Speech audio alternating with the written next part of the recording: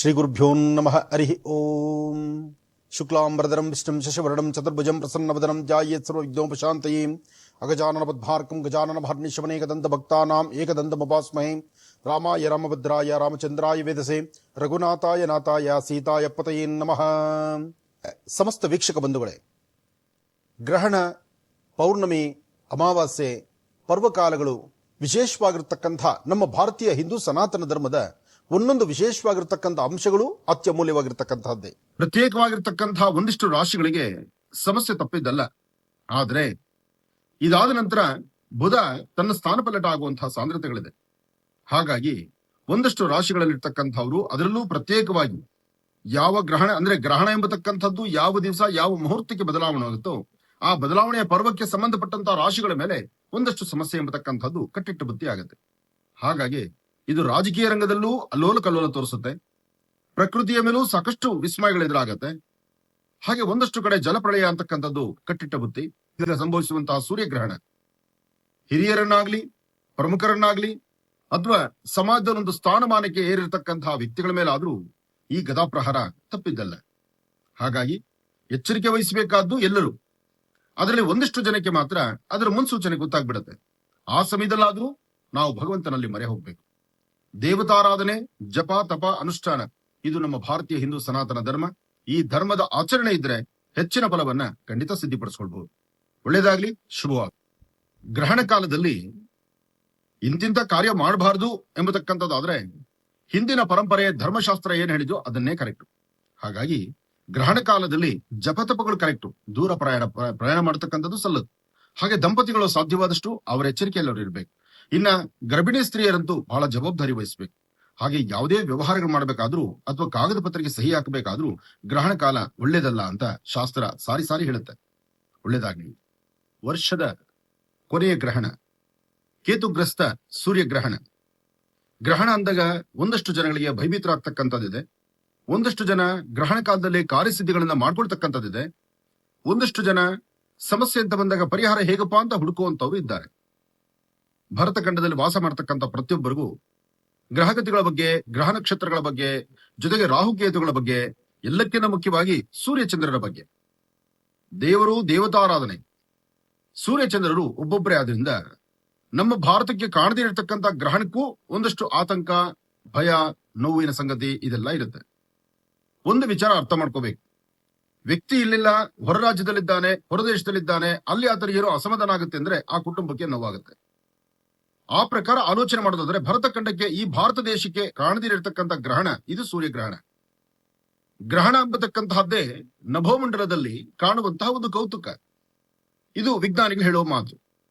ಆದ್ರೆ ಗ್ರಹಣ ಪ್ರಕ್ರಿಯೆ ಆದ ನಂತರ ನಡೀತಕ್ಕಂತಹ ಆ ಸಮಸ್ಯೆಗಳಿದೆಯಲ್ಲ, ಅದು ಇವತ್ತು ನೆನೆದಲ್ಲ, ಈಗಾಗಲೇ ಸಾಕಷ್ಟು ದಿನಗಳಿಂದ ನಡ್ಕೊಂಡು ಬಂದಿರತಕ್ಕಂತಹದ್ದು. ಹಾಗಾಗಿ ಜ್ಯೋತಿರ್ವಿಜ್ಞಾನ, ವಿಜ್ಞಾನ, ಜ್ಯೋತಿಷ್ಯ, ಧಾರ್ಮಿಕವಾದಂತಹ ವಿಧಿವಿಧಾನಗಳನ್ನ ಗ್ರಹಣ ಕಾಲದಲ್ಲಿ ಆಚರಿಸಬೇಕಾಗಿರ್ತಕ್ಕಂಥ ಒಂದಷ್ಟು ನಿಯಮಗಳನ್ನ ಒಂದಷ್ಟು ಜನ ಕಟ್ಟುನಿಟ್ಟಾಗಿ, ಕಟ್ಟುಪಾಡಾಗಿ ಆಚರಣೆ ಮಾಡ್ತಾರೆ. ಈ ಬಾರಿ ಸಂಭವಿಸ್ತಿರ್ತಕ್ಕಂತಹ ಸೂರ್ಯಗ್ರಹಣ ಇದು ಭಾರತಕ್ಕೆ ಕಾಣೋದಿಲ್ಲ. ಭಾರತಕ್ಕೆ ಕಾಣದಿರತಕ್ಕಂಥ ಗ್ರಹಣದ ಬಗ್ಗೆ ಇಷ್ಟೆಲ್ಲ ಆತಂಕ ಯಾಕೆ ಅಂತ ಹೇಳುವಂತವರ ಧ್ವನಿ ಒಂದಷ್ಟು ಜನ. ಆದ್ರೆ ಭಾರತಕ್ಕೆ ಗ್ರಹಣ ಕಾಣದಿರ ಇರಬಹುದು, ಆದ್ರೆ ಗ್ರಹಣದ ಆಚರಣೆ ನಡೀತಾ ಇದೆಯಲ್ಲ, ಜೊತೆಗೆ ಗ್ರಹಣದಿಂದ ಉಂಟಾಗ್ತಕ್ಕಂಥ ಸಮಸ್ಯೆಗಳನ್ನ ಅನುಭವಿಸಲೇಬೇಕು. ರಾಹುಕೇತುಗಳಿಂದ ಸಂಭವಿಸುವಂತಹ ಗ್ರಹಣ ಪ್ರಕ್ರಿಯೆಯಲ್ಲಿ ಜಾತಕಚಾರ ಪ್ರಕಾರ ವ್ಯಕ್ತಿಗಳ ಮೇಲೆ ಅಥವಾ ಈ ಪ್ರಕೃತಿಯ ಮೇಲೆ ನಡೆಯುವಂತಹ ಒಂದಷ್ಟು ಆತಂಕದ ವಿಚಾರಗಳು, ಒಂದಷ್ಟು ಸಮಾಧಾನ ಇಲ್ಲದಂತದ್ದು, ಒಂದಷ್ಟು ತೊಂದರೆ ತಾಪತ್ರಗಳು ಎಂಬತಕ್ಕಂಥದ್ದು ಹಿಂದಿನಿಂದ ನಡೆದು ಬಂದಿದೆ. ಹಾಗೆ ಈ ಬಾರಿ ಸೂರ್ಯಗ್ರಹಣ ಇದು ರಾತ್ರಿ ಕಾಲದಲ್ಲಿದೆ. ಅಂದ್ರೆ ಸೂರ್ಯಗ್ರಹಣ ಎಲ್ಲೇ ಆದ್ರೂ ಹಗಲೇ ಆಗಬೇಕು. ಆದ್ರೆ ನಮ್ಮ ಕಾಣದಿರ ಇರ್ತಕ್ಕಂಥದ್ರಿಂದ ಗ್ರಹಣ ಕಾಲದ ಅನುಷ್ಠಾನವನ್ನ, ಜಪತಪಗಳನ್ನ, ಕಾರ್ಯಸಿದ್ಧಿಯನ್ನ, ಮಂತ್ರೋಪದೇಶವನ್ನ ಅಥವಾ ಕೊಟ್ಟಿರುವಂತಹ ಮಂತ್ರವನ್ನ ಜಪಿಸುವಂತಹದ್ದು ಇದೆಲ್ಲವೂ ಬಹಳ ವಿಶೇಷವೇ. ಗ್ರಹಣ ಕಾಲದಲ್ಲಿ ಒಂದಷ್ಟು ದೇವಾಲಯಗಳನ್ನ ದರ್ಶನ ಕೊಡೋದುಂಟು. ಗ್ರಹಣ ಕಾಲದಲ್ಲಿ ಒಂದಷ್ಟು ದೇವಾಲಯಗಳಿಗೆ ವಿಶೇಷವಾದ ಅಭಿಷೇಕವನ್ನ ಮಾಡೋದು ಉಂಟು. ಅಥವಾ ಕಾರ್ಯಸಿದ್ಧಿಗಾಗಿ ಒಂದಷ್ಟು ಜಪ, ತಪ, ಅನುಷ್ಠಾನಗಳನ್ನ ಮಾಡೋದು ಉಂಟು. ನಮ್ಮ ಭಾರತೀಯರಿಗೆ ಹೇಳೋದು ಒಂದೇ ಮಾತು, ಗ್ರಹಣದಿಂದ ಭಯ ಇಲ್ಲ. ಹಾಗಂತ ತಲೆಬಿಸಿಕೊಂಡು ನಡೀತಕ್ಕಂಥದ್ದು ಸರಿಯಲ್ಲ. ಗರ್ಭಿಣಿ ಸ್ತ್ರೀಯರು ಎಚ್ಚರಿಕೆಯಿಂದಿರಿ. ಮತ್ತು ಈ ಸಮಯದಲ್ಲಿ ಜಪ, ತಪ, ಅನುಷ್ಠಾನಗಳನ್ನು ಮಾಡ್ಕೊಳ್ತಕ್ಕಂಥವ್ರು ಇದನ್ನ ಕಾರ್ಯಸಿದ್ಧಿ ಮಾಡ್ಕೊಳ್ಳಿ. ಯಾಕೆಂದ್ರೆ ಈ ವರ್ಷದ ಕಡೆಯ ಗ್ರಹಣ. ಗ್ರಹಣ ಬೇಕು ಅಂದ್ರೆ ಸಿಗ್ತಕ್ಕಂಥದ್ದಲ್ಲ. ಆದ್ರೆ ಗ್ರಹಣ ಕಾಲದಲ್ಲಿ ಕಾರ್ಯಸಿದ್ಧಿಗಳನ್ನ ಮಾಡಿಕೊಂಡು ಅದರಿಂದ ಒಳಿತನ್ನ ಸಿದ್ಧಿಪಡಿಸಿಕೊಳ್ಳುವಂತ ಯೋಗ ಬಲ ಎಲ್ಲರಿಗೂ ಸಿಗುವಂತದ್ದಾಗಲಿ.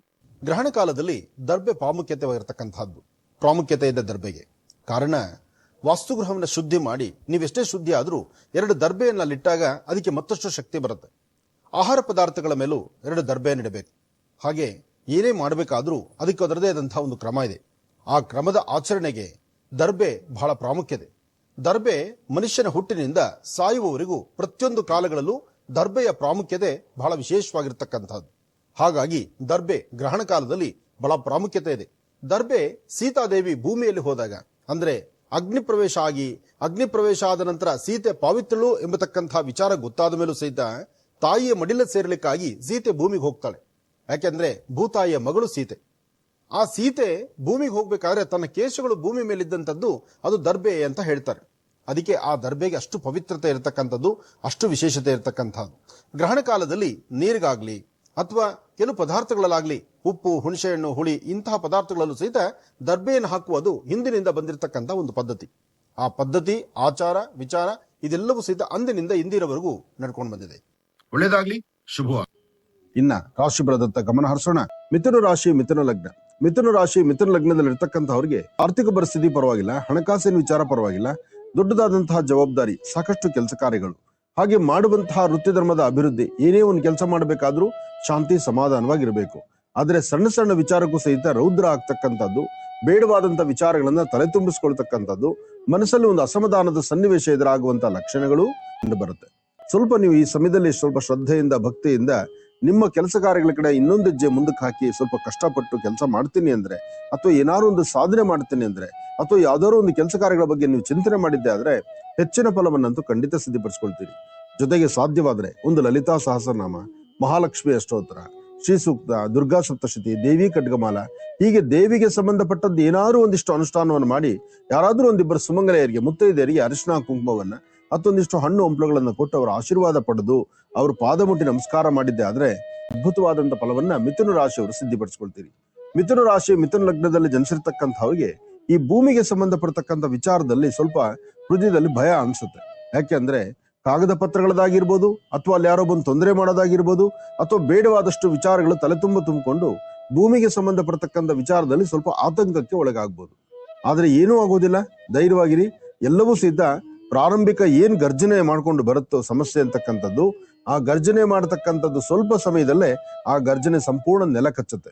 ಅಂದ್ರೆ ಪ್ರಾರಂಭಿಕವಾಗಿ ತೊಂದರೆ, ಭಯ ಇರುತ್ತೆ. ಅದಾದ್ಮೇಲೆ ಎಲ್ಲವೂ ಸರಿ ಹೋಗ್ಬಿಡುತ್ತೆ, ಭಯ ಪಡೋ ಅವಶ್ಯಕತೆ ಇಲ್ಲ.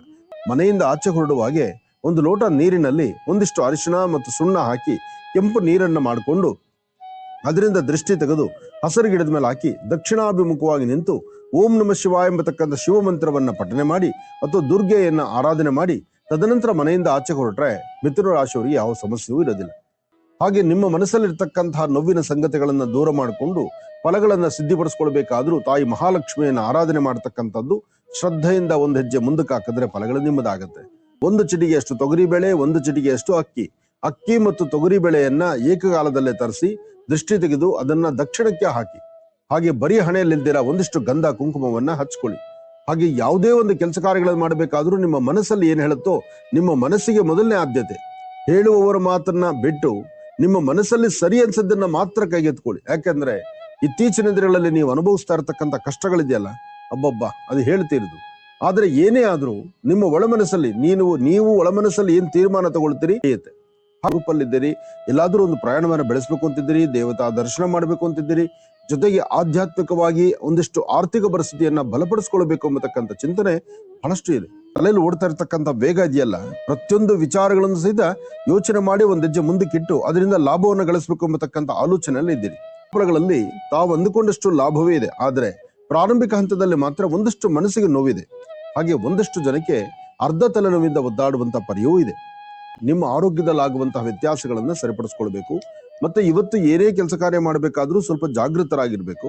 ಆದ್ರೆ ಬರ್ತಕ್ಕಂಥ ಸಮಸ್ಯೆಗಳಿಗೊಂದು ಪರಿಹಾರ ಬೇಕಲ್ಲ, ಸಮಸ್ಯೆಗೊಂದು ಪರಿಹಾರವನ್ನಾಗಿ ನೀವು ಕನ್ಫರ್ಮ್ ಮಾಡಿಕೊಂಡು ಅದನ್ನ ಸರಿಪಡಿಸ್ಕೊಳ್ಬೇಕಾದ್ರೆ ನಿಮ್ಮ ಕುಲದೇವರ ಆರಾಧನೆಯೂ ಬೇಕು, ಮನೇಲಿರ್ತಕ್ಕಂಥವರ ಸಮಸ್ಯೆಗೊಂದು ಪರಿಹಾರವೂ ಬೇಕು.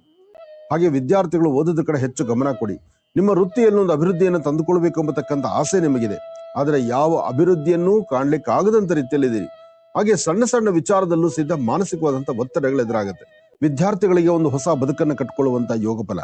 ಜೊತೆಗೆ ಯಾವುದೇ ಕೆಲಸ ಕಾರ್ಯಗಳಿಗೆ ತಾವು ಮುಂದಾದ್ರೂ ಕೆಲಸದಲ್ಲಿ ಲಾಭವನ್ನು ಗಳಿಸ್ತೀರಿ. ನಿಮಗ್ ಸಿಗುವಂತ ಸ್ಥಾನಮಾನ, ನಿಮಗ್ ಸಿಗುವಂತ ಗೌರವ, ನೀವು ಮಾಡುವಂತ ಕೆಲಸಕ್ಕೊಂದು ಮನ್ನಣೆ, ವಿಶೇಷವಾಗಿರ್ತಕ್ಕಂಥ ರೀತಿ ಒಂದು ಆರಾಧನೆಯನ್ನು ಮಾಡುವಂತ ಒಂದು ಕಾಯಕಲ್ಪ, ಮನಸ್ಸಲ್ಲಿರ್ತಕ್ಕಂಥ ಮನದಾಳದ ಮಾತನ್ನ ಸಾಧ್ಯವಾದಷ್ಟು ಮಟ್ಟಿಗೆ ಯಾವ ಕ್ರಮವನ್ನು ಹೇಗೆ ಅನುಸರಿಸಬೇಕು ಎಂಬತಕ್ಕಂಥದ್ರ ಚಿಂತನೆ ಇರಬೇಕು. ಹಾಗೆ ವೃತ್ತಿಯಲ್ಲಿ ಒಂದು ಅಭಿವೃದ್ಧಿಯನ್ನು ತಂದುಕೊಳ್ಬೇಕು. ಫಲಾಫಲಗಳನ್ನು ಸಿದ್ಧಿಪಡಿಸ್ಕೊಳ್ತಕ್ಕಂತಹ ಯೋಗ ಫಲ ನಿಮ್ಮದಾಗಬೇಕು. ಅದಕ್ಕಾಗಿ ಗಣಪತಿಯನ್ನ ಪ್ರಾರ್ಥನೆ ಮಾಡಬೇಕು. ಏಕದಂತಾಯ ವಿದ್ಮಹೇ ವಕ್ರತುಂಡಾಯ ಧೀಮಹಿ ತನ್ನೋದಂತೆ ಪ್ರಚೋದಯಾತ್. ಗಣಪನ ಆರಾಧನೆ ಮಾಡ್ತಾ ನಿಮ್ಮ ಕುಲದೇವರನ್ನ ಆರಾಧನೆ ಮಾಡ್ಕೊಂಡು ಬಂದ್ರೆ ಹೆಚ್ಚಿನ ಫಲವನ್ನಂತೂ ಖಂಡಿತ ಸಿದ್ಧಿಪಡಿಸ್ಕೊಳ್ತೀರಿ. ಬಹಳ ದಿನಗಳಿಂದ ತಾವು ಏನ್ ಸಂಕಲ್ಪ ಮಾಡಿದ್ರು, ಯಾವ ಕಾಯಕವನ್ನ ಮಾಡಬೇಕು ಅಂತಿದ್ರು, ಯಾವ ವೃತ್ತಿ ಧರ್ಮವನ್ನ ಮತ್ತಷ್ಟು ಅಭಿವೃದ್ಧಿ ಪಡಿಸ್ಕೊಳ್ಬೇಕು ಅಂತಿದ್ರು, ಅದೆಲ್ಲದರ ಬಗ್ಗೆ ತಮ್ಮ ಶ್ರಮಕ್ಕೆ ತಕ್ಕ ಪ್ರತಿಫಲವನ್ನ ಸಿದ್ಧಿಪಡಿಸ್ಕೊಳ್ತೀರಿ. ಮಾಡುವ ಕೆಲಸದಲ್ಲಿ ಒಂದು ಬದಲಾವಣೆ ಇದೆ, ವೃತ್ತಿಯಲ್ಲಿ ಅಭಿವೃದ್ಧಿ ಇದೆ. ಆದರೆ ಸಣ್ಣ ಸಣ್ಣ ವಿಚಾರಕ್ಕೂ ಸಹಿತ ಮೂಗಿನ ತುದಿಯಲ್ಲಿ ಕೋಪ ಇದೆ. ಏನು ಮಾಡ್ಬೇಕಾದ್ರೂ ಯಾವ್ದು ಮಾಡ್ಲಿಕ್ಕೂ ಮುನ್ನಡೆದ್ರೂ ಕಷ್ಟ ಅನಿಸುತ್ತೆ. ಆದ್ರೆ ಇದನ್ನ ಸರಿಪಡಿಸ್ಕೊಳ್ಳುವಂತ ಸರಿಯಾದ ಸನ್ಮಾರ್ಗ ಬೇಕಾಗಿದೆ.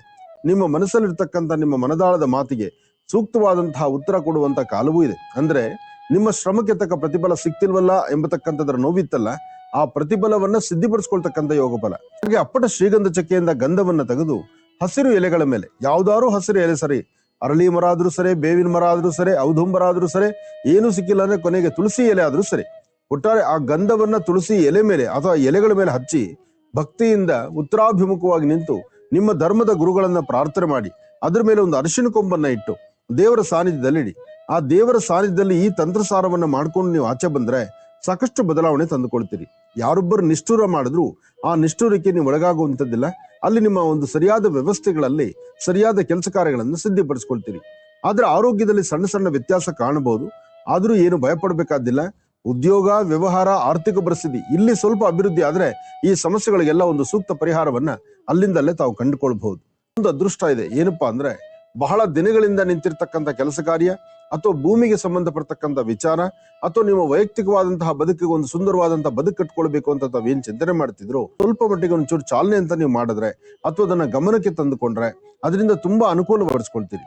ಹಾಗೆ ತುಂಬಾ ಹಳೆಯ ಸ್ನೇಹ ಇತ್ತಲ್ಲ, ಬಹಳ ಹಿಂದಿನ ದಿನಗಳಲ್ಲಿದ್ದಂತಹ ನಿಮ್ಮ ಆತ್ಮೀಯತೆ, ನಿಮ್ಮ ಪ್ರೀತಿ ವಿಶ್ವಾಸ, ಅಲ್ಲಿಂದಂತಹ ಬಂಧು ಬಾಂಧವ್ಯತೆ ಅದು ಹಿಂದೆ ನಿಂತು ಹೋಗಿತ್ತು. ಮಧ್ಯದಲ್ಲಿ ಸುಮಾರು ಬ್ರೇಕ್, ಅದು ಪುನಃ ಅದು ಮರುಕಳಿಸುವಂತಹದ್ದು, ಅದು ಪುನಃ ಅದು ಪ್ರಾರಂಭಿಸುವಂಥದ್ದು, ಅಥವಾ ಅವ್ರ ಬಗ್ಗೆ ಚಿಂತನೆ ಮಾಡುವಂಥದ್ದು, ಅಥವಾ ಅವ್ರನ್ನ ಆಲೋಚನೆ ಮಾಡುವಂಥದ್ದು, ಅವರೊಂದಿಗೆ ಮಾತುಕತೆ ಮುಂದುವರಿಸುವಂಥದ್ದು, ಅಥವಾ ಯಾವ್ದಾದ್ರು ಒಂದು ವ್ಯವಹಾರಕ್ಕೆ ಕೈ ಇಟ್ಟು ಹಳೇದರ ಏನಿತ್ತೋ ಹಳೇದನ್ನ ಮೀರಿ ಮತ್ತೊಂದು ಹೆಜ್ಜೆ ಮುಂದಕ್ಕಿಟ್ಟು ಮತ್ತಷ್ಟು ಅಭಿವೃದ್ಧಿನ ತಂದುಕೊಳ್ತಕ್ಕಂಥ ಯೋಗ ಫಲ ಹೆಣ್ಣು ಮಕ್ಕಳು ಉಸಿರಾಟ ಪ್ರಕ್ರಿಯೆಗೆ ಅಥವಾ ಉಸಿರಾಟಕ್ಕೋ ಅಥವಾ ಎದೆ ಉರಿ ಬರ್ತಕ್ಕಂಥದ್ದು ಅಥವಾ ಒಂದಷ್ಟು ಸೊಂಟದ ಭಾಗ ನೋವು ಬರ್ತಕ್ಕಂಥದ್ದು, ಇಂಥ ಸಣ್ಣ ಪುಟ್ಟ ಸಮಸ್ಯೆಗಳು ಹೆಣ್ಣು ಮಕ್ಕಳಿಗೆ ಬಾಧಿಸುತ್ತೆ. ಆದಷ್ಟು ಆರೋಗ್ಯದ ಕಡೆ ಗಮನ ಇರಲಿ. ಹಾಗೆ ಪಶ್ಚಿಮಾಭಿಮುಖವಾಗಿ ನಿಂತು ಶನೈಶ್ಚರನ ಪ್ರಾರ್ಥನೆ ಮಾಡೋದ್ರಿಂದ ಮುಂದೊದಗುವಂತ ಈ ಸಮಸ್ಯೆಗಳಿಂದ ಆದಷ್ಟು ಬೇಗ ಪಾರಾಗ್ತೀರಿ. ಶಾಂತಿ ಸಮಾಧಾನವಾಗಿದ್ದು ಮಾಡುವ ಕೆಲಸಗಳಲ್ಲಿ ಅಭಿವೃದ್ಧಿಯನ್ನ ಕಂಡು ನಂದು ತಂದು ಎಂಬತಕ್ಕಂಥ ಪ್ರೀತಿ ವಿಶ್ವಾಸದ ನುಡಿಮತ್ತಿನಿಂದ ಅಥವಾ ಯಾವುದೇ ಒಂದು ಜವಾಬ್ದಾರಿತವಾದಂತಹ ಕಾಯಕವಾದ್ರೂ ಅದನ್ನು ನಿಭಾಯಿಸ್ತೀನಿ ಮಾಡ್ತೀನಿ ಎಂಬತಕ್ಕಂಥ ಆತ್ಮವಿಶ್ವಾಸದಿಂದ ತಾವ್ ಏನ್ ನಡಿತೀರಿ, ಯಾವುದನ್ನು ಮುಂದುವರಿಸ್ತೀರಿ, ಅದರಿಂದ ಖಂಡಿತ ಒಳಿತನ್ನ ಸಿದ್ಧಿಪಡಿಸ್ಕೊಳ್ತೀರಿ. ಆದ್ರೆ ಕೆಲವು ಸಮಸ್ಯೆಗಳಂತಕ್ಕಂಥದ್ದು ಗೊತ್ತಿಲ್ಲದಂತ ರೀತಿ ಬೆನ್ನಿಗೆ ಬೀಳುತ್ತೆ. ಆ ಸಮಸ್ಯೆಗೊಂದು ಪರಿಹಾರ ಬೇಕಾಗುತ್ತೆ. ಆ ಪರಿಹಾರವನ್ನ ಕಂಡುಕೊಂಡ್ರೆ ಇನ್ನಷ್ಟು ಅದ್ಭುತವಾದಂತ ಫಲವನ್ನೇ ತಾವು ಸಿದ್ಧಿಪಡಿಸ್ಕೊಳ್ಬಹುದು. ಒಂದಷ್ಟು ಅವರೇ ಬೇಳೆ ಅಥವಾ ಅವರೇಕಾಳು, ಅವರೇ ಬೇಳೆ ಆದ್ರೂ ಸರಿ ಅಥವಾ ಅವರೇಕಾಳಾದ್ರೂ ಸರಿ ಅಥವಾ ಒಂದಷ್ಟು ಅವರೇಕಾಯಿ ಆದ್ರೂ ಸರಿ, ನಿಮ್ಮ ಕೈಯಿಂದ ಮತ್ತೊಬ್ಬರು ಕೊಡುವಂತಹದ್ದು, ಇನ್ನೊಬ್ಬರಿಗೆ ದಾನವಾಗಿ ಕೊಡುವಂಥದ್ದು, ಇಂತಹ ಕಾಯಕಕ್ಕೆ ತಾವು ಮುಂದಾದ್ರೆ ಶುಕ್ರನಿಂದ ಸಿಗಬೇಕಾಗಿರ್ತಕ್ಕಂತಹ ವರ್ಚಸ್ಸು, ತೇಜಸ್ಸು, ನಿಮ್ಮ ಮುಖದಲ್ಲಿರ್ತಕ್ಕಂಥ ಮಂದಹಾಸ ಎಲ್ಲವೂ ಸೇರಿದ ದ್ವಿಗುಣ. ಯಾರೊಬ್ಬರನ್ನ ನಂಬಿ ಮುಂದೆ ಹೋಗ್ಲಿಕ್ಕೆ ಆಗುದಿಲ್ಲ. ನಿಮ್ಮ ತಲೆಯಲ್ಲಿ ಏನಿದೆಯೋ, ನಿಮ್ಮ ಆಲೋಚನೆ ಏನಿದೆಯೋ, ಭಗವಂತ ನಿಮಗೆ ಅಂತ ಏನು ಕೊಟ್ಟಿದ್ದಾನೋ ಆ ಕೊಟ್ಟಂತ ಸವಲತ್ತುಗಳಲ್ಲೇ ತಾವು ಮುನ್ನಡಿಬೇಕು. ಆಗ್ಲೇ ಅದರಿಂದ ಅನುಕೂಲ ಆಗ್ತಕ್ಕಂಥದ್ದು, ಅದರಿಂದ ಸಾಕಷ್ಟು ಲಾಭವನ್ನ ತಾವು ಗಳಿಸ್ತಕ್ಕಂಥದ್ದು. ಒಂದ್ ಕಡೆ ಆರೋಗ್ಯ, ಮತ್ತೊಂದು ಕಡೆ ಜವಾಬ್ದಾರಿ, ಹೆಚ್ಚಿನ ವ್ಯವಹಾರಗಳನ್ನ ಮಾಡ್ತಕ್ಕಂಥದ್ದು, ಕೊಟ್ಟ ಮಾತಿನಂತೆ ನಡ್ಕೊಳ್ತಕ್ಕಂಥದ್ದು, ಹಣಕಾಸಿನ ವಿಚಾರದಲ್ಲಿ ಬಹಳ ಜೋಪಾನವಾಗಿರ್ತಕ್ಕಂಥದ್ದು, ಹಾಗೆ ವೃತ್ತಿಯಲ್ಲಿ ಏನೋ ಒಂದು ಬದಲಾವಣೆ ತಂದುಕೊಳ್ಬೇಕು ಅನ್ನತಕ್ಕಂಥ ಆಲೋಚನೆಯಲ್ಲಿರ್ತಕ್ಕಂಥದ್ದು. ಹಾಗೆ ಎಲ್ಲೇ ದೂರ ಬಾರ ಹೊರಡಬೇಕಾದ್ರೂ ನಿಮ್ಮ ಮನದಾಳದ ಮಾತಿದೆಯಲ್ಲ, ಆ ಮಾತನ್ನ ಸರಿಯಾದ ರೀತಿ ಕ್ರಮಬದ್ಧವಾಗಿ ಚಿಂತನೆ ಮಾಡತಕ್ಕಂಥದ್ದು. ಏನೇ ಕೆಲಸ ಮಾಡಬೇಕಾದ್ರೂ ತಾಳ್ಮೆ ಬೇಕು. ತಾಳ್ಮೆ ಇದ್ರೆ ಮಾತ್ರ ಎಲ್ಲಾ ಕೆಲಸಗಳಲ್ಲೂ ಒಂದು ಹೆಜ್ಜೆ ಮುಂದೆ ಹಾಕ್ಲಿಕ್ಕಾಗತ್ತೆ. ಆರ್ಥಿಕ ಪರಿಸ್ಥಿತಿಯನ್ನ ಮತ್ತಷ್ಟು ಅಭಿವೃದ್ಧಿ ಪಡಿಸ್ಕೊಳ್ಬೇಕು, ಕೊಟ್ಟ ಮಾತಿನಂತೆ ನಡ್ಕೊಳ್ಬೇಕು, ವಿದ್ಯಾರ್ಥಿಗಳು ಓದೋದ್ರ ಕಡೆ ಹೆಚ್ಚು ಗಮನ ಕೊಡಬೇಕು. ಉದ್ಯೋಗಕ್ಕಾಗಿ ಪರಿತಪಿಸ್ತಿರ್ತಕ್ಕಂತಹ ಅವರ ಉದ್ಯೋಗದಲ್ಲಿ ಕಾರ್ಯಕ್ಷೇತ್ರದಲ್ಲಿ ಸ್ವಲ್ಪ ಮುನ್ನಡೆ ಸಿಗಬೇಕು ಅಂದ್ರೆ ಮನೋಜವಂ ಮಾರುತತುಲ್ಯ ವೇಗಂ ಜಿತೇಂದ್ರಿಯಂ ಬುದ್ಧಿಮತಾಂ ವರಿಷ್ಠಂ ವಾತಾತ್ಮಜಂ ವಾನರದು ಮುಖ್ಯಂ ಶ್ರೀರಾಮದೂತಂ ಶಿರಸಾನಮಾಮಿ.